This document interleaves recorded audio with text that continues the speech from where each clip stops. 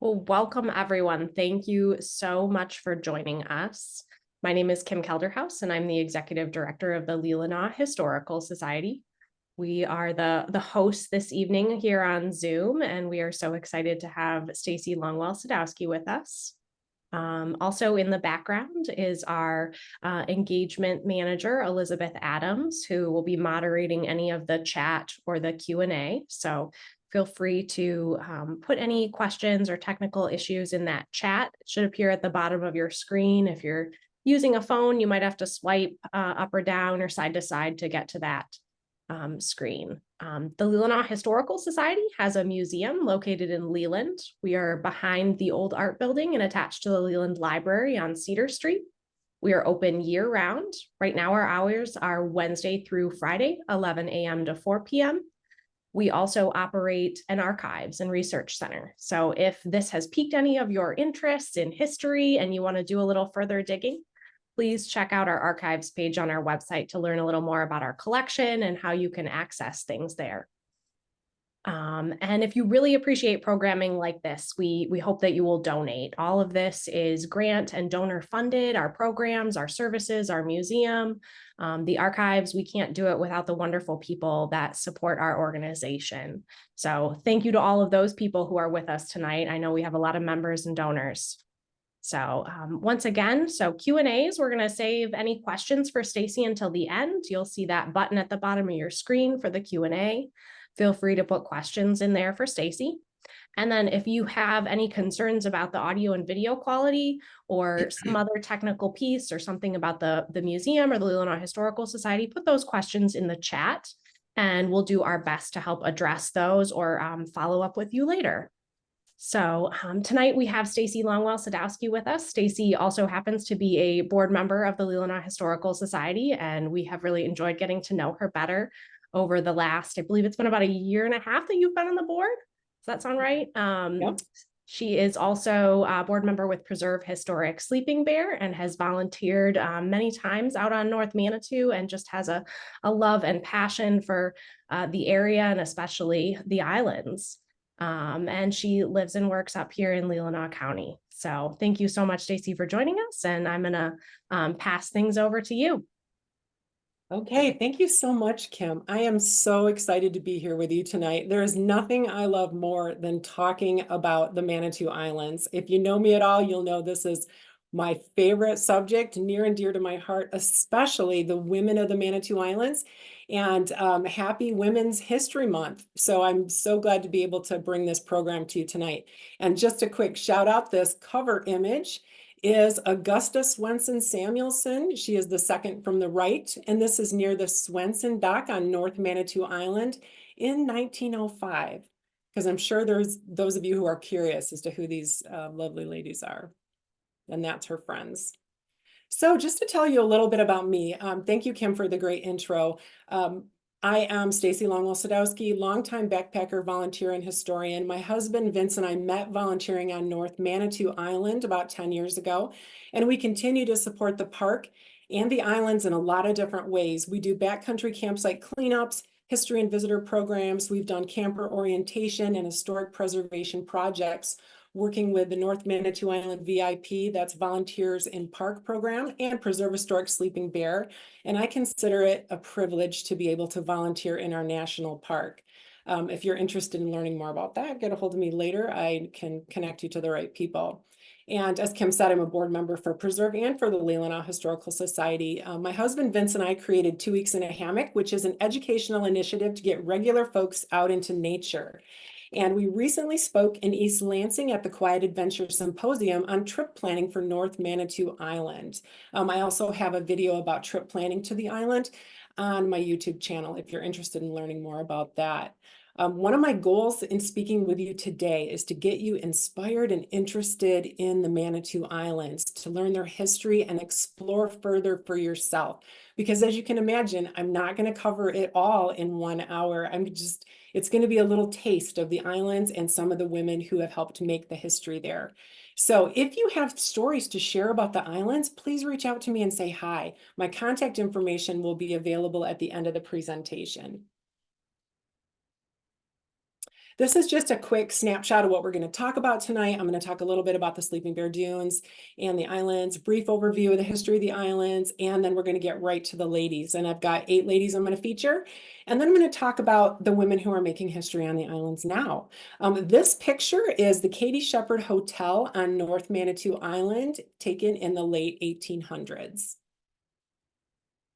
So just for context, because I know there could be people on this call who are not as familiar with the area, or, this gets out on the internet, people will be like, what are they talking about? Where are these islands?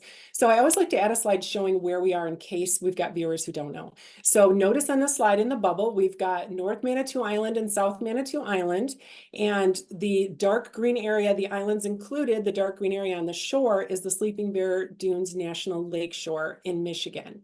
And you'll notice directly across from North Manitou is the town of Leeland, and that is where we take the boat from when we go to the islands. In the upper right is an iconic mainland view from the Empire Bluff Trail, which is often featured when talking about the Sleeping Bear Dunes.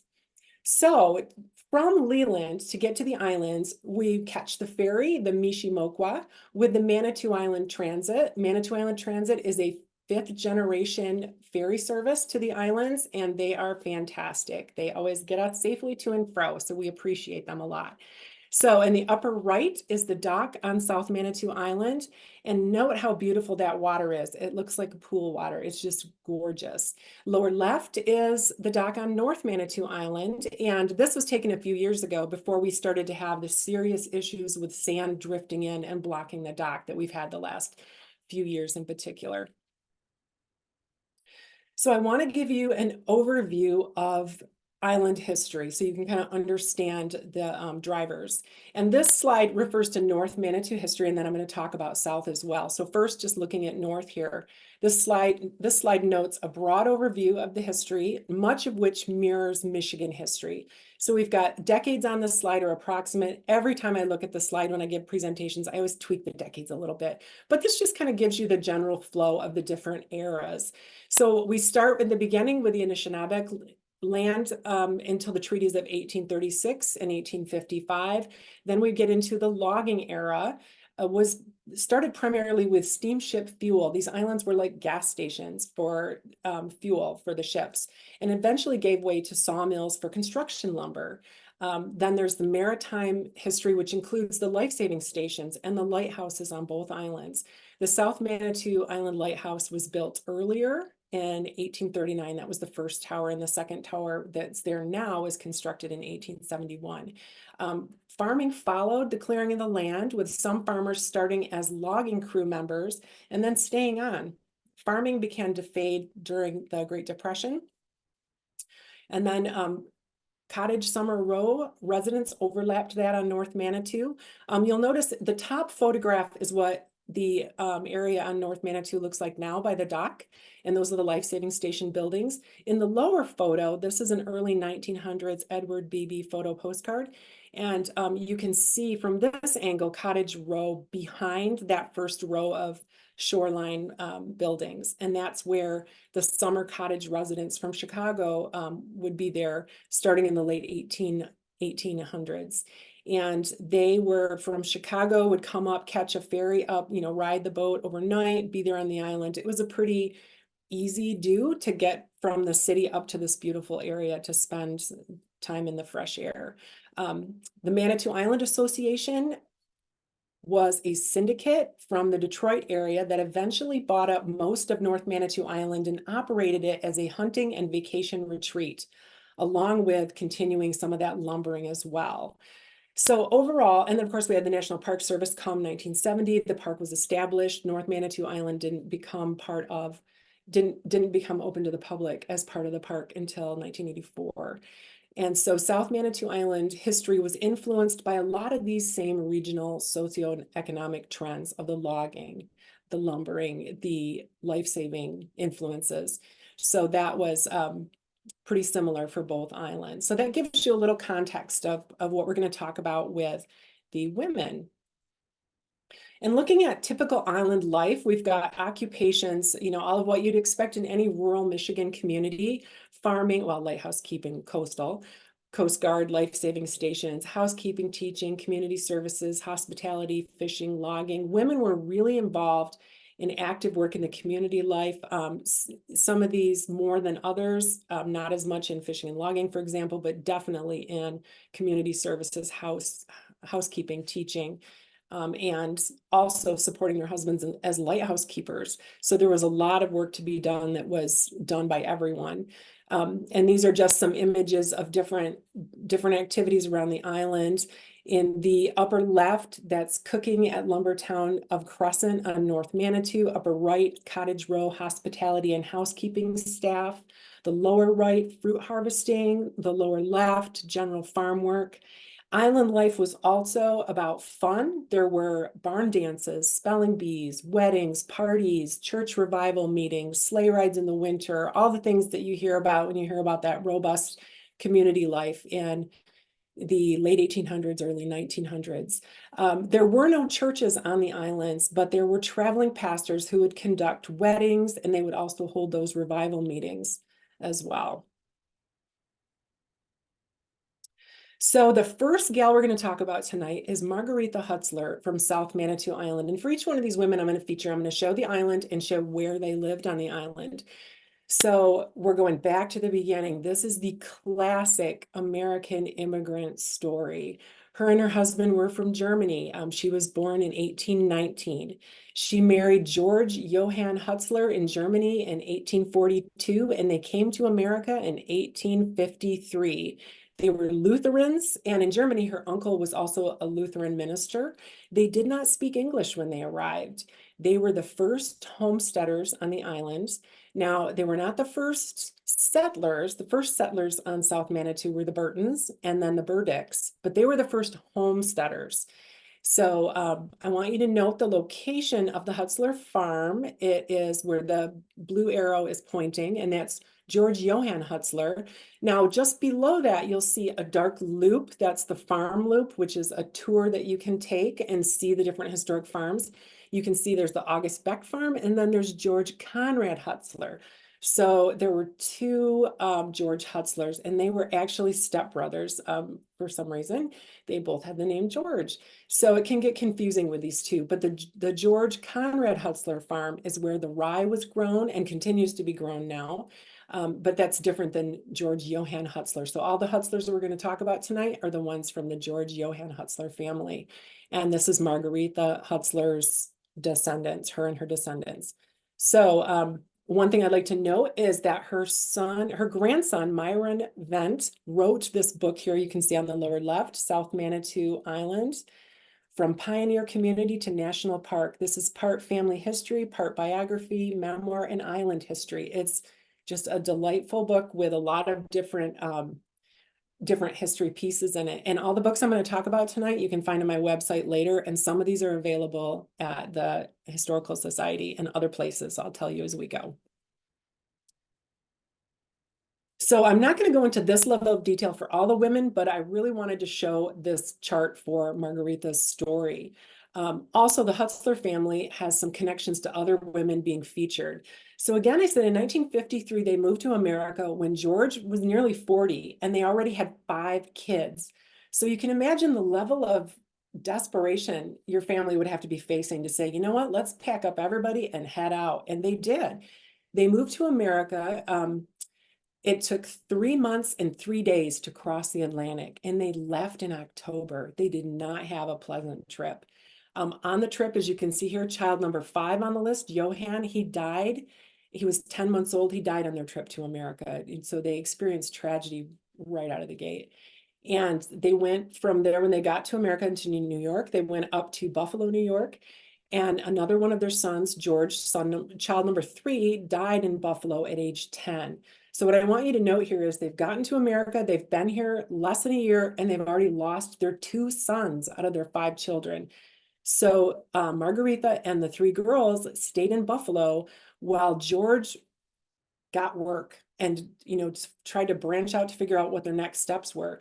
So in spring of 1855, he got a job on a sidewheel steamboat, the Iowa, en route between Buffalo and Chicago. Now, he didn't like Chicago because he was concerned about like disease, because their son that died in Buffalo, he died from a cholera outbreak. So he was concerned about public health, and he didn't want to take his family to a big city.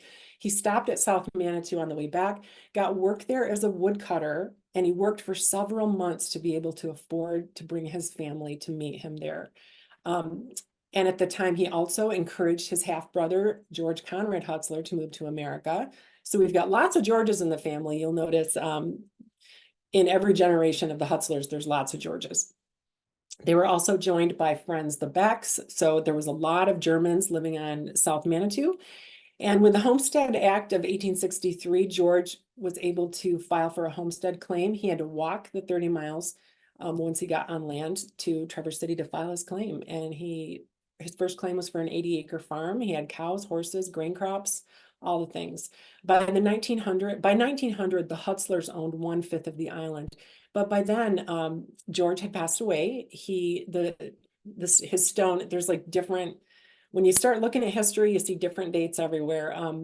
His stone says he died in 1888, and other records say 1890.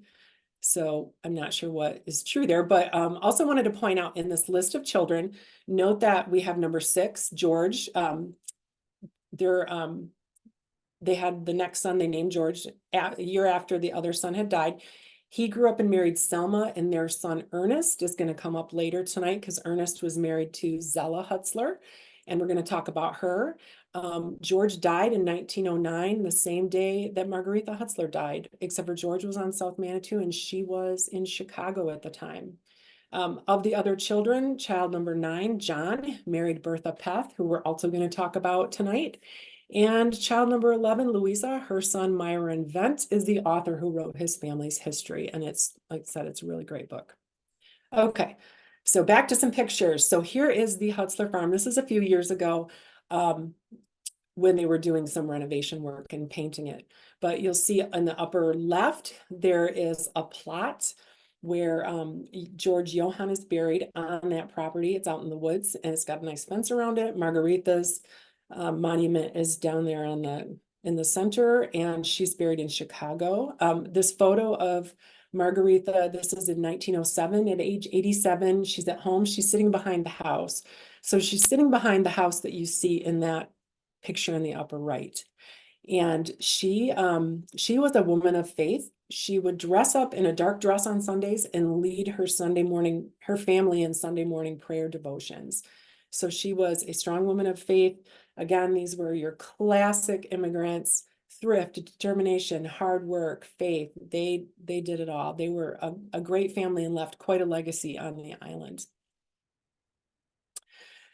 The next woman we're going to talk about is Florence Hass. She was a go-getter. She was born in 1860, might have been 1862 or 1863, depending on which source you look at, but she lived to be about 83 years old. And this lower left is a photo of her with her husband, Joseph, and their children, Lawrence, Jesse, and George, and that was taken in 1893. She was a postal carrier, licensed boat operator. She was the first female licensed boat operator in the Great Lakes. She was a midwife, a car ferry crew member, and Florence Lake on South Manitou Island is named after her. You see, I've got it circled in red there on the map of the island. That's Florence Lake. And the blue arrow is pointing to where their homestead was. The picture below the map there is what Florence Lake looks like. If you have not yet had the pleasure to go there and see it yourself, it's pretty easy to get to. So the boat that she owned and operated with her husband and later with her son is in this picture on the upper left. It is the boat on the far right. It's called the Reliance. And that was a mail carrying boat. They would get multi-year contracts to carry the mail. And when you carried the mail, you could also carry passengers. You could carry small cargo. It was a lucrative venture to be able to do that. And the picture on the right is Florence and Archie Roy, who's her nephew. That's in 1920. And again, on the bottom, that's her and her family. So So she spent her childhood sailing small boats with her father, Isaac. She arrived on South Manitou in 1871 at about 11 years of age with her family. She married her husband. They got eloped. She had a poor relationship with her in-laws because she did not have a dowry. She was very outspoken, and as a result, they got cut out of the inheritance. Her mother-in-law, Maria Hass, was also a woman with strong opinions, and so the two of them clashed quite a bit. The Hasses had a small farm near the lighthouse, and while they were doing one of their boat contracts, while they were boat operators, her husband died unexpectedly. He drowned when he hit his head unloading a boat. And so she just continued working. She continued to carry out the rest of that contract. She worked as a captain of the boat for 5 years and then worked on car ferries. She worked on car ferry number 4 out of Frankfurt and on passenger ships as a cook and a baker. So she did a little of everything, did nothing kept this gal down. After leaving South Manitou, she moved to Texas to own and operate a gas station. Most of all, her grandchildren remember her as seeming full of hope. She had a certainty that things would always get better. So she was an optimist and a very, very entrepreneurial spirit. Next, we have Mollie Anderson. Mollie Anderson was born in 1887, and her husband, Charles, owned a farm. Now, if you look at the arrow, you can see it's in that blank space right between the August Beck farm and the cemetery. There's nothing there now. There's no standing buildings there. I'm sure if you look around, you probably could find something. There's usually something left behind. But at this point, there's no standing structures on their farm, and it's not marked. Charles and Mollie lived on the island with their children for 13 years. They had a total of 12 children. Children 7 through 12 were born on the island. Her son, Charles Jr., was the 5th child, and he wrote a memoir, An Island History, and that's the book you see there, Isle of View. This book is available at the Historical Society's gift shop and online. I highly recommend it. And this is, of course, Mollie, and you'll notice that right below the arrow, there's kind of a crossroads. I don't know if you can see my mouse. I'm going to like circle around this spot. And in the next slide, I'm going to show you a picture of where that is now. So if you go to the island and this large photo, the road leading off to the right goes toward the main island cemetery. The road going straight ahead in this photo goes toward the farm loop. So looking through this intersection to the trees, the low part where all the trees are, that's where their farm was. And the cemetery was actually cut out from their farm parcel. So, and these are pictures of Mollie and her husband, Charles. Charles was Captain Charles. He was a boat owner and a shipper of lumber, cement, logs, etc. He owned the steamers M.H. Stewart and the Crouse. He owned and wrecked the schooner Josephine Dresden off of North Manitou Island. He was well known in business and shipping circles. He was not home most of the year. So Mollie was really a single parent for much of the year with 12 kids. She was very busy. Their island life was really full of a lot of social activity and a lot of work.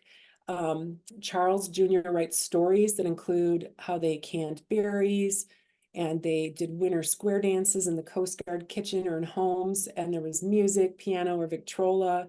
They would harvest the ice from the lake in 2-foot squares. Their home had no electricity. So they had 12 kids, no electricity. 3 kerosene lamps, that was all they had to light the house.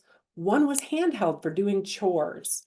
So they carried all their water, hand washed all the diapers. Mollie made meals, sewed, and gardened. She had a quiet and charming personality, according to her son, and the younger siblings were cared for by the older siblings, so they all worked together. Charles Sr. was away a lot, and he was very outgoing, popular man. He liked to socialize. Prohibition from 1920 to 1933 did not slow him or the other islanders down. Many had home distilleries and brews and were known for that. And they would get into a panic. There'd be a rumor that would start saying that, oh no, the law enforcement's going to come and inspect, and everybody would try to hide their stills and, make a big fuss about it, but no one ever came and checked on them. So now when dad was home, interesting, okay, so you got 12 kids, you got this whole farmstead. When he was home, he didn't do barn chores. He mostly would be home during the iced over winter months, right before the holidays. And he liked to listen to the Victrola, read, drink, play checkers, make moonshine. They had a hired hand, and plus all the children doing the work. They had 30 head of cattle, 2 milk cows. One tragedy that happened, well, they had a couple tragedies in their family. One was that their son Albany died at around age 21, 22. And their second son, Harold, died very young at age 2.5. So they experienced some loss. And this was a hard life for Mollie. And her son said that she didn't accept island living very well, as our closest neighbors were about 1/2 mile away, and also leaving her family and friends. I recall the tears rolling down her cheeks in the evening as she sat in her rocking chair nursing one of the babies. Her friends were Elizabeth Beck and Lottie Tobin, the closest neighbors, and Bertha Peth, who I'm going to talk about next. Andersons were Norwegian, and many of the other families on the island were German, so it took a while for them to really blend into the community well. In 1926, they moved to Frankfurt, and Charles died 3 years later at age 54. Mollie lived to be 78 or 79, and she passed away in 1957, almost 30 years longer than he lived. And her son said she was always the light that guided and never failed us. So she's this wonderful example of hard work, resilience, and friendship. So island life was hard and isolated for a lot of these folks. So Bertha Peth, she was known as the Queen of the Island. She was born in 1873. And notice there's 2 locations on the map because she was originally married to John Hutzler and lived at the George Johann Hutzler farmstead. Later, she lived down near the village area. So she was a German immigrant, came to Chicago as a young girl. In 1891, she came to South Manitou to be the nanny for the Tiltons. That was a Hutzler family granddaughter. And in 1893, she married John Hutzler, and they lived on the George Johann Hutzler farm. His parents were George Johann Hutzler and Margaretha Hutzler. And in 1899, they had a baby, Stanley. And 2 years later, tragically, Stanley was trampled by a bull and severely injured. They took him to Chicago for medical care, and he died there. And she took this loss incredibly hard. And her heart was so broken. And she was diagnosed with acute hysteria. They didn't know what to do with her. And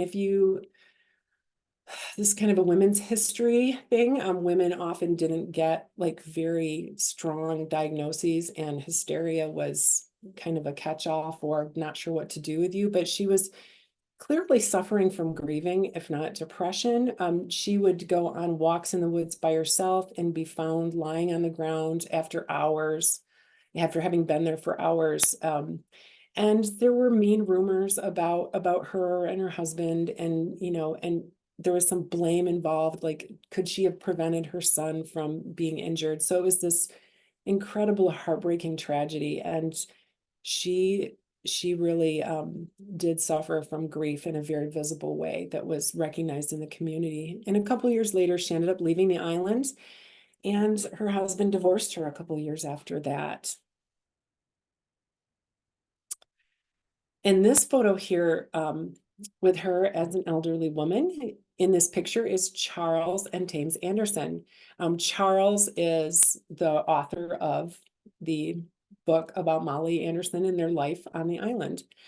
So back to the story here. In 1912, she returned to the island, and she lived there for most of the rest of her life. She lived in the village alone. She gathered wild ginseng to sell to a pharmaceutical firm off island. She also collected fishing net floats for resale, and she gave candy to the island children. So that means she was very popular with the island children. And she also tended to a child's grave. Now, her son Stanley was buried in Chicago, and here's his picture in the upper right. But there was another grave on the island of a child that the parents had moved on, and she took care of that grave and kind of adopted that for herself. She was friends with Mollie Anderson, who also struggled with feeling lonely and overwhelmed. And she went one time, for one period of time, she went 22 years without a visit to the mainland. Her and John, her ex-husband, they later continued to support each other. He would bring her firewood, she would bake him bread and help care for the animals. So even though they weren't together, they still had a relationship of mutual support later in life. John died in 1944, and in 1956, she was injured by a twig in the eye and contracted pneumonia while she was getting care. She moved to Benzonia to a convalescent home and didn't come back to the island after that, although she is now buried there in the island cemetery. She was well-liked, social, and integrated into the community. She was considered somewhat eccentric, and she is still celebrated and remembered by the islanders and by island visitors. And she is a wonderful example of friendship, community, and resilience. Zella Hutzler. Now, Zella is a unique woman I'm featuring tonight, and she was the first person that came to mind when I thought of doing this program when Kim and I first talked about it. Zella, her son Glenn wrote a memoir of their time on North Manitou Island and the lighthouse. She lived on both North and South, so she bridges the two. And his book is called My Point of View, and it details the 9 years during his childhood when they lived on North Manitou Island at the lighthouse with his stepfather as the keeper. And it is an absolute favorite of mine. And I'm happy to say that Preservist Direct Sleeping Bear has got a partnership with MIMS where they're going to be doing reprints of this book, and this will be available for purchase very soon. So I hope that you'll get a chance to pick it up and read it. It really brings Island to life. So Zella, she lived on South Manitou Island with her first husband. His name was Martin Furst, F-U-R-S-T, and he was a lifesaver with the Coast Guard on South Manitou. His parents were Oswald and Dorothea Furst. They were homesteaders. Martin died at age 35 from an appendicitis. Tragically, she was 31 years old, widowed, and had 3 children. And they had lived in the first cottage in the village area, which is still there today. And she remarried and married Ernest Hutzler, who was the grandson of George Johann Hutzler. And he took a job at the North Manitou Island Lighthouse. And this was far from the village in an isolated area. So what I want you to see on these 2 maps is on the map of South Manitou, the one on the left, you can see the blue arrow shows where the lighthouse area was where they lived. So they didn't live in the lighthouse, they lived in the house apart from it. And they were right in the middle of where the community is, where the red ring is. Now, if you look at the map of North Manitou Island, you can see where the lighthouse was. And you can see if you look about a little ways up the coast there where it says Bernice, that was the closest neighbor, and that was a mile away. And they were way out in an isolated area. The village is where the red ring is, and that is where the school was on the lower end of that red ring. So there was constant isolation when they moved to North Manitou. They moved there in February of 1919, so they moved in the middle of the winter because they wanted to start receiving those paychecks right away. They needed the money, so they didn't wait for good weather. And it was a time of loneliness and isolation, and especially, particularly for Zella. And she had a constant concern for her kids' education. Glenn talks about having started school on South Manitou because he was 4 when his mom got remarried. And then when they moved to North Manitou, he didn't go to school for the next year or so because his mom didn't feel good about letting him walk all that way. His older siblings did walk in the winter all that way, and they would have to either face walking through the deep snow in the woods or along the coast and all the ice and chunky, difficult hiking there. So it was very hard for them to get their education. And that was something that always was a source of contention in the home because she really wanted her kids to have a good education. And her oldest daughter did grow up to be a teacher. So here's just some more images of her. In the upper left is her with her sister Millie. And in the upper center is Zella and her mom Phoebe. And on the right is Zella as a young girl. And the lower picture shows George, who is one of her children, and then her husband Ernest. And then Glenn is in the center, he's the author. And then Zella with her daughter Leota in front of her. And as you can see in this picture, Glenn's name is listed as Glenn first, and the rest of the family is Hutzlers. Glenn writes about in his book kind of being that awkward in the middle child between the older siblings who were the firsts and the younger siblings who were the Hutzlers. And he was right square in the middle of that, being young when his mom had remarried. So there were 6 children total. When the youngest Leota was born, she was born at home, and Ethel, the oldest, who was 14 at the time, was served as the midwife. Zella also had served as a midwife on South Manitou Island during her time there. And these are some pictures from their time at North. On the left, you can see that Zella, she's standing right next to the lighthouse keeper quarters, which was a brick structure, which is no longer there. It's washed into the water. In the top, there's Ethel, Glenn, and Norman, the 3 oldest kids in 1915. And in the bottom, they're celebrating Leota's 3rd birthday, and she's the second from the right in that picture. Lighthouse keeping involved being always ready for inspection. And when they lived on South Manitou, they did not live in the same house as the lighthouse. They didn't live in the same building. So she was able to care for her small children in a separate living space. On North Manitou, they lived in the lighthouse keeper's quarters, and everything had to be cleaned and kept polished constantly, which you can imagine how difficult that would be with 6 kids. It made a lot of work and stress for her. And again, she was always worried about the children's education, with the school being nearly 4 miles away. And in this picture, so you can, in the bottom, you see the picture of the lighthouse complex. And above that is a picture. The picture is actual handwriting of Zella in a letter to her oldest daughter, Ethel. So in the book, Zella is just a lively, likable, relatable woman. And I just love her as a character in those stories.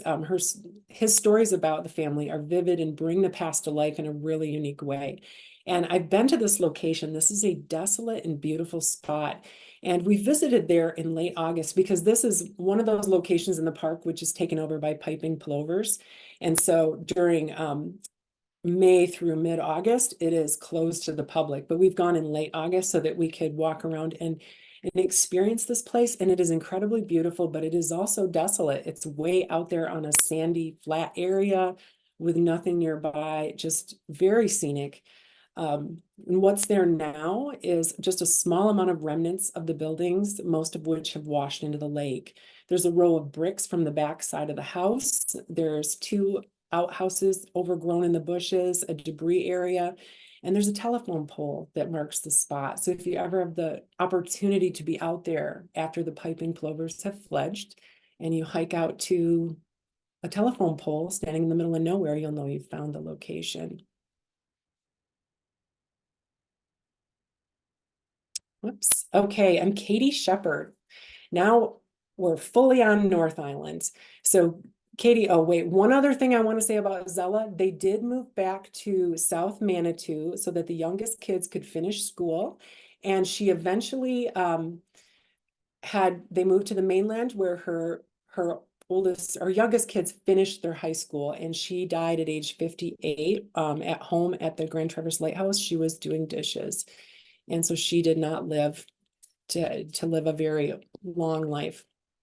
But okay, so now on to Katie Shepard. So Katie Shepard on North Manitou Island was born in 1868. She was a cottage row innkeeper, and she was an insurance broker in Chicago. She was known for owning and operating the Beaches Hotel on North Manitou Island in the summers, and it is located at the end of Cottage Row in the village. It's now known as the Katie Shepard Hotel, but at the time it was called the Beaches. During the rest of the year, she lived in Chicago, where she was an insurance agent, having begun that career at her father's fire insurance company. Her father, William, had come to Chicago from Louisiana after the 1871 Great Fire in Chicago, and he ran a very successful business. Unlike women of her time, she was an actual agent. She was not an office worker or a clerk, and she had her own clients. So she was an entrepreneur and a businesswoman, and she was also known for being very community-minded, and she was admired and happy. And she was known as Miss Katie. And you can see here the blue arrow pointing to where the Katie Shepard Hotel is. And the picture, that is Katie in the center with a couple of the island girls. She was well known for also being supportive of the islanders and the island girls. They worked in her hotel. And this is a picture of her mom and dad in the top, Mom Eleanor and Dad William. And in the picture below that, this is taken on North Manitou, and that is a picture of her dad William in the suit in the center, and she is standing in the center. That's Kate. That's Katie. Her parents were very invested in her success, and they had intended for her to launch this as a business from the start. Her mother, Eleanor, was more well known among the islanders because she likely spent more time there. It was common for men to stay back in the city and send the women and children off for the summer somewhere. And this family built this private summer cottage in 1895.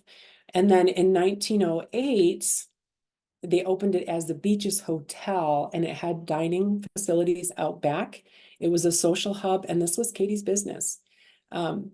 It was the place where all the islanders who had summer cottages would come and take their meals. And there would be, you can see that large porch, that large wraparound porch. There would be a line around the porch of people waiting for the second seating for the meal. The hotel operated until 1932, and it was closed then due to Katie's failing health. And she died in Chicago in 1935 at age 67. Katie never married, did not have children. She was very supportive of the girls on the island, employing them in her hotel. Like other summer residents, was believed to have taken young women to Chicago to further their education. They would go back and live with a family in Chicago and go to high school. She was popular and kind. She was well liked by the village children who would pass by her house on their way to and from school.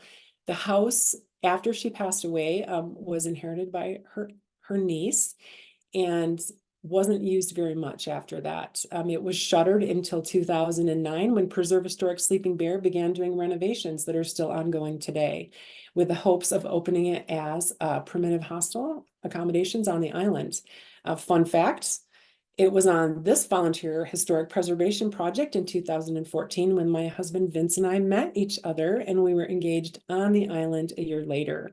So that's just a little perk of volunteering. Just thought I'd share that with you. So our next lady is Arlene Fluelling. So we're kind of coming up to more modern times now. She was born in 1923 and she lived to 1990. She was an island co-manager and outdoors woman. So the arrow is pointing to the village area. That's where her and her husband Marv lived and worked as island managers for the Manitou Island Association. I love this picture of Arlene as a young girl on her family farm in Ovid. Because of all the pictures, all the stories I've heard about her, I'm guessing she probably didn't wear dresses a lot. This picture, she just looks so young, bright, happy, ready to set out on an adventure. The town of Ovid is down near the Lansing area. Now, Arlene and her husband, Marv, they were island managers for the Manitou Island Association, and they first came to the island in the summer of 1956. They had already been married for 14 years by then, and Marv was a World War II veteran and a former GM foreman in Flint. Island life suited them both so well that they worked year-round, with their two children wintering downstate with their family in Ovid to get their schooling. They were the only year-round residents during many of those years for several decades, and they eventually had to leave when the National Park Service took over, which they were very sad to leave. These photos, most of these photos are from 1962, except the one with her grandchild in the upper right. So her and her husband managed the island affairs for the Manitou Island Association. If you'll remember, I mentioned earlier that was a hunting resort, a private resort area. Also, they did logging. So they managed the business, the hunting, the fishing, the guest operations, logging operations, island maintenance, anything that needed to be done. There were only a few other private landholders on the island at this time. Arlene cooked for guests. She cooked large meals. She hunted, she hiked, she fed deer. Marv flew a plane. Eventually, Arlene was licensed as a pilot as well. The deer feeding activities, so they had a few thousand deer on the island that they maintained this herd. They were introduced in the island in 1924, but for the purpose of creating a hunting resort. And so they had to go and feed these deer 4 times a week at 34 different sites. So you can see in the lower center picture, that is her doing one of the feedings, and the deer were relatively tame. And above that is her in the wintertime as well. She was a tough woman. She was very pleasant. She made meals for big groups. She cooked delicious cinnamon rolls. Multiple people have told me that she cooked delicious cinnamon rolls. She was very physically fit, an avid hiker. She could out hike any of the teenage boys that were there in the summer for their summer vacations. She would go on hikes to the potholes, which is a geologic feature in the upper far northwest corner of the island, known for difficult, steep sides. She could like walk right out of that. And she just amazed the teenage boys with her physical strength and fitness. She was respected by all, and her and Marv were considered to be a favorite aunt and uncle by a lot of the youth visiting with their families in the summer. As a pastime, since they were there year-round, she made candles in the winter. As you can see, there's a picture of some of the candles she made, which a friend of ours still has, and they still have their fragrance 50 years later. On the island, with her hunting abilities, which were well known, when businessmen would come to stay for a hunting retreat, sometimes they would not want to really leave the lodge. They might want to stay indoors, have some drinks with the guys. Or if they couldn't shoot a deer, Arlene would actually go out and shoot their deer if they were unsuccessful or didn't want to go out. And a quote I have from her is that some women have fur coats, but I decided I would rather have a good rifle on the island. Her husband was very frugal with the ammunition, and after one hunting trip, she came back and told him she had used 11 rifle shells, and he was a little upset until she tallied up her kill. With those 11 rifle shells, she had killed 6 deer and 3 turkeys, but she had missed 2 turkeys. So she was the real deal. After their time on the island, they moved back to Ovid, where she died at age 67 in 1990. And there's a lot of folks around today who remember her personally, and she was just a beloved islander for a lot of people. Now we've come to Rita Hadra Rusco, who is probably the most well-known of the Islanders because she has written the book, North Manitou Island Between Sunrise and Sunset. She was a Manitou Island Association co-manager with her husband, again, for the Manitou Island Association. And they were island managers actually before the Fluellings were, but she lived there then longer afterwards. So she had spent more decades on the island. And she is well known as a historian and author, and she was known as an island hostess. So note the location on the map of where they had their home. When they worked for the Manitou Island Association, they lived about a mile north of that in the village area near the village dock, because that was the hub of activity for the Manitou Island Association work. And eventually they bought some property a mile to the south. So they arrived, her and her husband Jack arrived on North Manitou Island in July of 1942. They took the job sight unseen shortly after being offered it in Detroit. So a couple weeks later, then they were there on the island. She was 21 at the time. And in her book, she writes about the culture shock of showing up in high heels and stockings and finding out she needed to order an entirely different wardrobe for island life. On the island, she ran the lodge, the post office, the store. They lived in the village while they were working, but later Jack bought her property as a gift, the mile to the south where the blue arrow is. They had 2 children, and after her husband Jack died, she eventually remarried Ken Rusco. Her cottage on that property was built in the late 1960s with Ken's help. Her book is a must read. It really is. I can't say enough about it. I have a copy of it on my phone on Kindle. So when we hike on the island, I will reference things. So she wrote so extensively about the locations.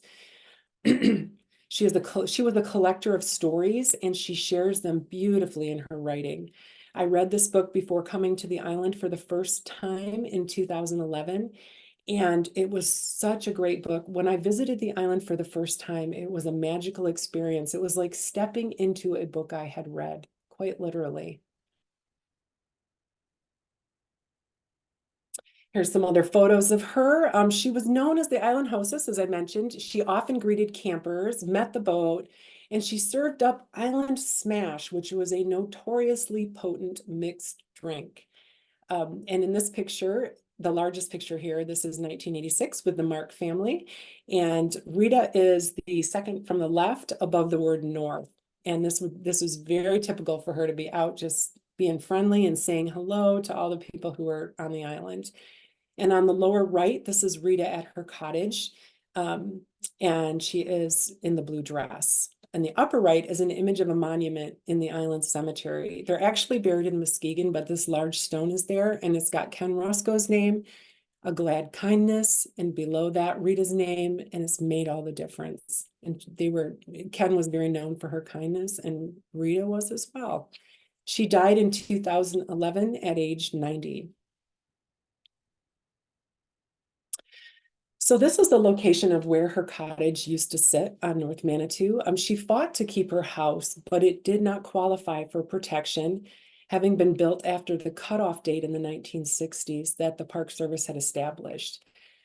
Houses that were built in more modern times were automatically condemned and removed, and some historic structures were originally left just to molder in place, and a few were earmarked for preservation. But through the work of groups like Preserve Historic Sleeping Bear, the public rose up and said, we want to save these places. And a lot of the structures that you see saved in the park today are a direct result of the people's will and local people changing the course of the federal government. But in Rita's case, her house did not qualify for that kind of exemption, and she was eventually forced to leave. She stayed on the island until 1999. And the day she left, the park had tore her house down, sadly. So it's been 25 years now since her house has been torn down. And it's a mile hike from the village. And although it's not labeled, many people know this as Rita's place. And a lot of people will visit here. You can see this sign says no camping, area closed. Below that's kind of a broken sign. For years, that sign used to say area closed, habitat restoration, although they'd just torn the house down and were letting it go back to nature. And it's easy to see when you're on this property where the house once stood. So walking just beyond the sign, through the trees into the sunny area, into the grass beyond those little trees, there's a flat area where the house used to sit. And it's right there on the beach and it is extraordinarily beautiful. So what's happening on the island now? There's so many good things happening on the island, and women are still making history. So the first I'd like to feature here is Jen Miller. She works for the National Park Service. She's the island maintenance supervisor for both North and South. She's been in her job just a few years, but she has brought new vitality and energy to that role. And a lot of great things are happening with addressing maintenance backlogs, which is pretty typical with our national park system. There's been a new influx of federal dollars that have enabled more work to happen. And she's been right there and really excited about visitor experience and maintaining the islands in a really great way. So we really appreciate her. And this is a picture on the park boat going out to the islands, just pulling out of Leland right here. On the right, we have Kim Mann, who's the National Park Service historic architect at Sleeping Bear, and she has been instrumental over the last few decades in saving historic structures. This picture is of her and Susan Wasserman on the porch of the Boardman Cottage, also known as the Monte Carlo, during the Leelanau Historical Society annual North Manitou Island day trip. This was last year. They both were doing some speaking about island history. If you get the opportunity to join us on that trip this year, keep an eye out for it. It happens in September. So again, Kim Mann, she was great at saving structures throughout the park. She also co-wrote the application for the life-saving station on North Manitou to have it designated as a historic monument in the US. So she's done some fantastic work. Susan Wasserman is a North Manitou Island historian and author, and her new book is coming out later this year, Stepping Off the Boat, North Manitou Island, 1880 to 1940. And I am so excited about this, I can hardly stand it. This is going to be a big year for the island. We also have a book coming out later this spring by Bill Rosa, who was a descendant of the North Manitou Island Crescent area lumbering owners, and he's got some fantastic photos of turn of the century lumbering. So we got two important books coming out this year on North Manitou. Keep an eye out for them. And Susan was the descendant of Howard Foote. Foote was an original Cottage Row resident arriving in the 1890s. Her family was able to retain ownership of their cottage and their regular summer residents now. So she is just a fantastic wealth of information about island history. And I'm definitely looking forward to seeing what is in her book later this year. On South Manitou, Margaret Kelly and Patty Kelly are volunteers extraordinaire. Patty sent me this information about her. She's had 36 years of volunteering in the Park Service and is they're the great granddaughters of Putnam Burdick, who was the second island settler on South Manitou. Her grandfather, James Putnam, was the lighthouse keeper from 1908 to 1920, and her grandmother, Lillian Burdick, was a postmistress and grocer. So they have done a little of everything on the island. They have really helped care for this place as it is being open to the public and so important for day visitors on South. They've worked on painting, repairs, mowing, cleaning, opening and closing island buildings at the beginning and the end of the season, assisting visitors and sharing their history. Patty also manages the South Manitou Island VIPs, which is the Volunteers in Park. And lastly, I'd like to end with a quote from Rita, in gratitude to Rita, who so eloquently said, "Those claimed by the spirit of the Manitou will always yearn to return." And my hope today is that you've been claimed a little by the spirit of the Manitou and will be curious and inspired to visit the islands and enjoy them and their history. So thank you so much for having me tonight. I've really enjoyed sharing this history with you, and I'll leave you with this last picture of Betty Gillespie Kramer from 1956. She was an island summer visitor, and this is in front of the Boardman Cottage. Thank you for joining me tonight. Please reach out to me if you have stories to share with me or corrections. Again, this is all, history is about learning. So I love learning more. If you're interested in how to volunteer, I can connect you to the right people. Also, the QR code that you see here on the screen and the URL both go to the same place. It goes to the resource page on my website, which includes the books I mentioned tonight and many more on the islands. I also have a link to my YouTube channel with many videos about North Manitou Island in particular, and some oral history interviews as well. I'd also like to really thank the Leelanau Historical Society for the opportunity to talk to you tonight, and all the folks listed there on the left for sharing their stories and photos, and it's just been an absolute pleasure. So thank you very much, and Kim, I will turn it back over to you for questions. Oh, Stacie, thank you so much. Yes. Anyone, please, who has questions, go ahead and put those in the Q&A, and we'll start reading them off from Stacie for Stacie. But yeah, I just want to thank you. Like, I learned some new things, and I thought I knew quite a bit about some of these island ladies already, and some really fantastic new photos too. So Yeah. Thank you so much. It is, I love that last quote as well. So it certainly does capture your heart. And there's also a really I think it's a fairly famous poem about if you spend a night on an island is kind of how it starts. I can't remember the official title, but it's a great poem to look up. And the similar flavor of, when you spend a night on an island, it just captures your heart. It's a whole different life out there. Yes. And like Stacie said, if anybody has these, their own recollections or knows some history, please reach out to Stacie right there on the screen. Her web or email address is there, or directly to the Leelanau Historical Society. You'll tomorrow be getting an email with some follow-up info, and that'll include our email address. So we'd love to be in touch, because we already noticed there's a few people in the comments in the chats sharing some interesting things. So great. Yeah, one of the first questions, and you kind of ended on it, someone asked about Burdick Street and the Burdick family, which I know Margaret and Patty are members of the Burdick family. Do you have any more to share on the Burdick family? They again were the first settlers, and they set up along right there in the harbor. They set up the basic kind of business operations of the island, with a store and just some resources for people who had come. In the early days, the people who came to the island were usually literally like stopping at it like a gas station, right?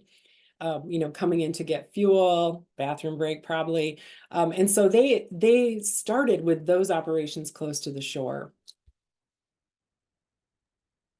A couple folks have asked why Bertha was called the Island Queen. I think it was because of her prominent place in the community. People looked after her. They had the Grosvenors had they would buy the little fishing floats that she'd pick up as really as a courtesy and sell them to other fishermen on the mainland, and sometimes at a financial loss, because they wanted to support her. I think that she was just this beloved eccentric figure in the community, and the children loved her because she gave out candy, and she was just a friendly face to everyone. And so it was just her prominence and visibility. And so that's one of the things I love about her story, that she was so well known and cared for, even for somebody who had, I mean, you think about, her history, life was hard to live alone as a female at that time, but she did it. She lived just a very basic, simple life, and people looked after her as well. Diane says, thank you for this presentation. It was very informative. The pictures made the narrative come to life. Thank you for that comment.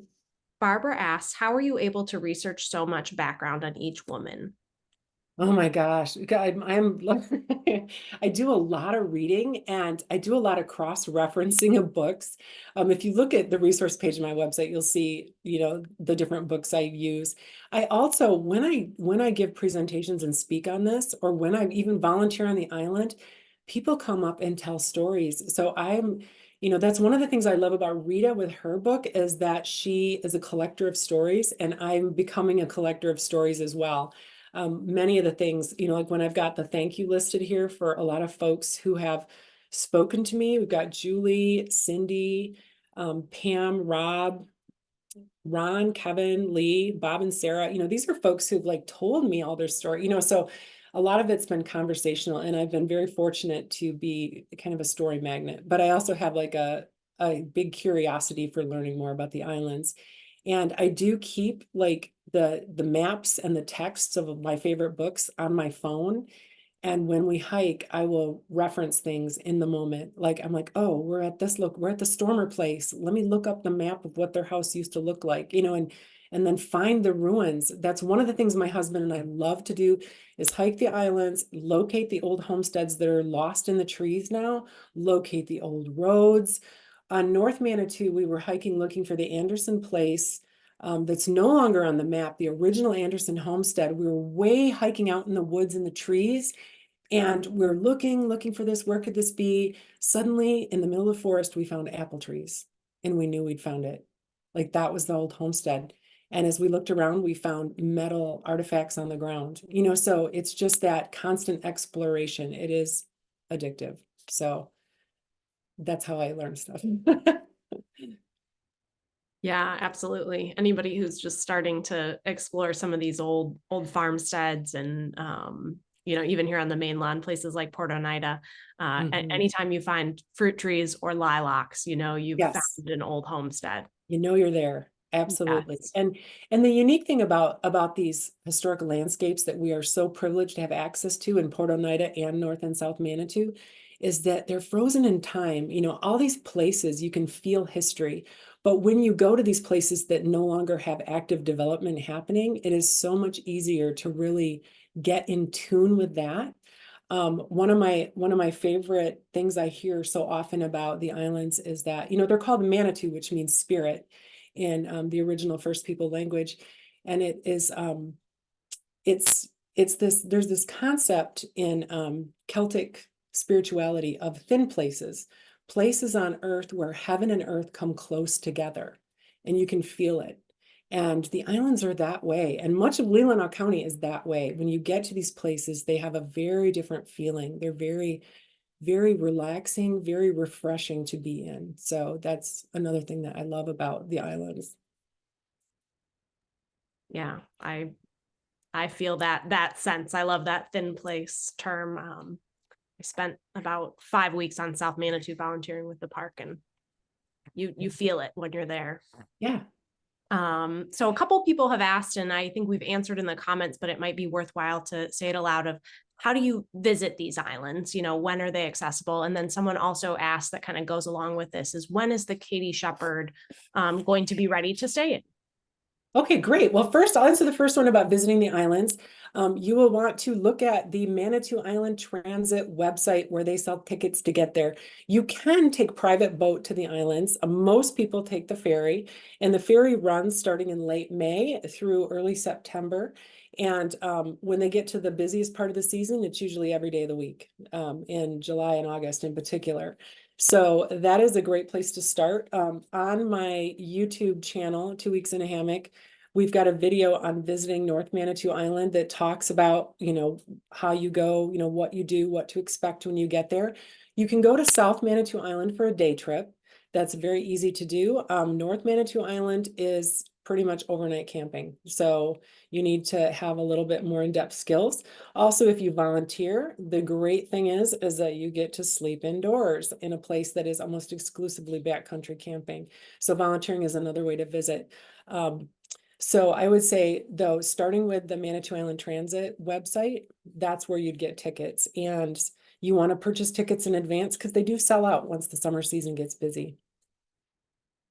And then the other question about the Katie Shepard Hotel. So right now, Preserve Historic Sleeping Bear has a business plan submitted to the National Park Service, and I think it's been elevated to the Omaha Midwest District for review. And so, like Scott Tucker, the superintendent, always likes to say, Sleeping Bear Dunes is a glacial park that was created with glaciers, and nothing moves super fast because they're in their forever business.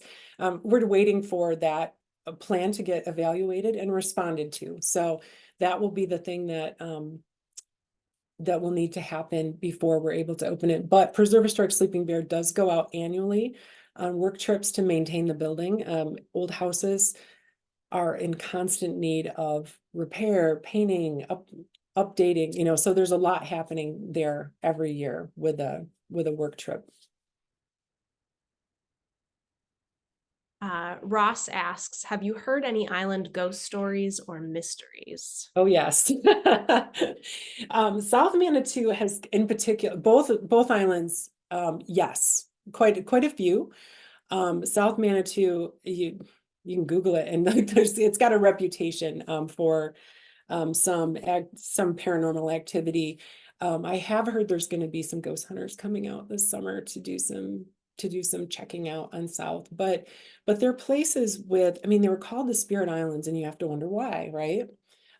There's definitely that thin place quality, but there's also, I've heard stories of people seeing things, hearing things, and so, but I know there's some online articles. If you Google South Manitou Island ghosts, you'll see some articles talking about that.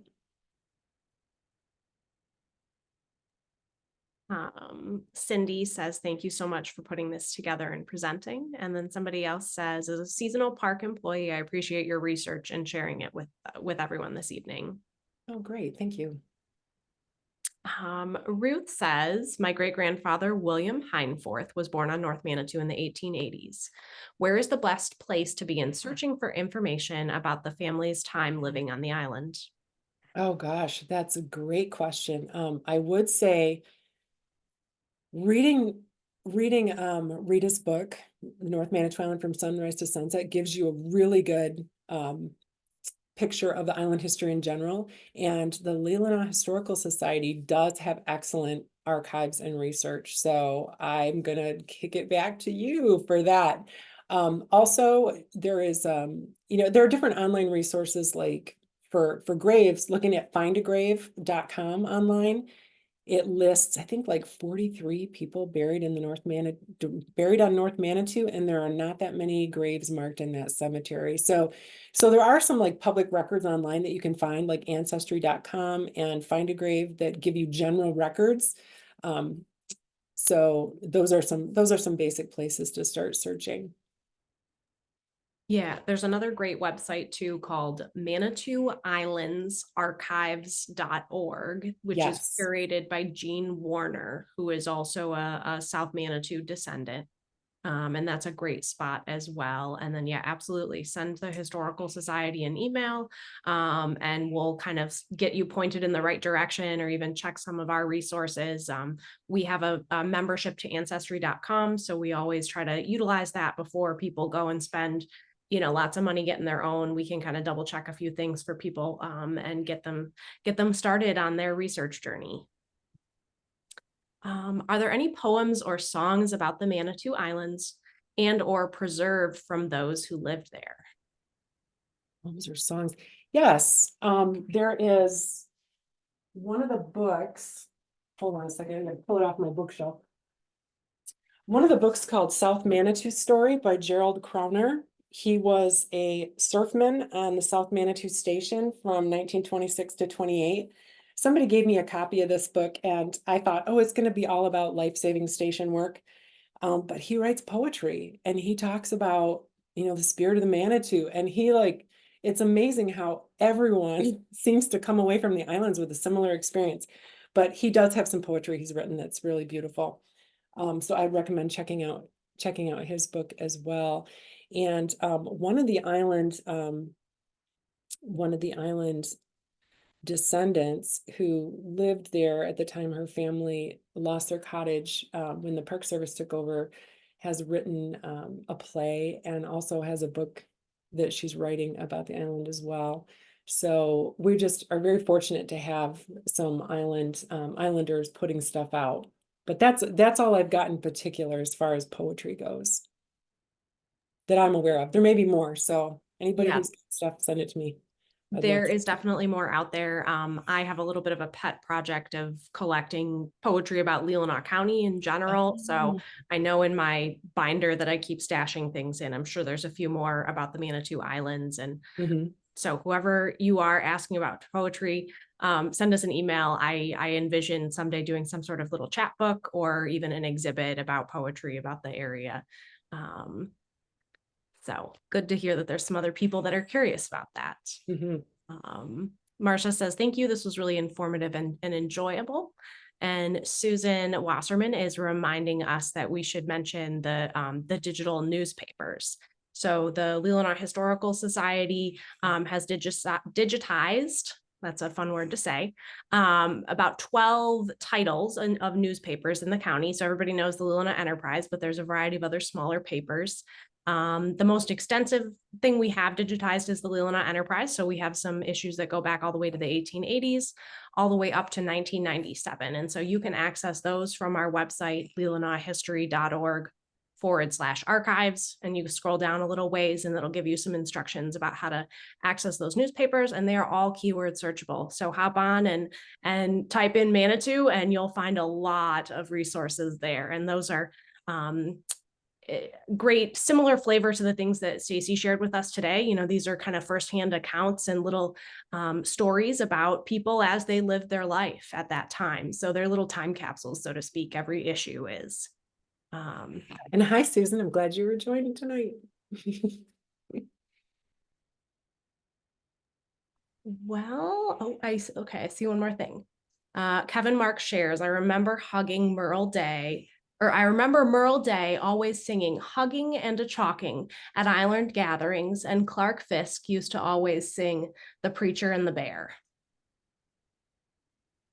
Yeah, that's great. Thank you, Kevin. Kevin is one of those folks who shared many stories with me. And during his time on the island in the 60s and into the 70s, there was a lot of gatherings and fun and music and just a party atmosphere in the summertime with the summer folks, especially at the Fisk Cottage. Clark Fisk was known for being pulling a crowd together and having a lot of fun, and there was a lot of music involved in that. Well, it looks like we have answered all the questions. Thank you so much, everybody. This was a really fun presentation, and I think there's been some fun connections made on here. So we look forward to following through on those. And thank you so much, Stacie. Thank you. Well, have a good evening, everyone, and thank you once again.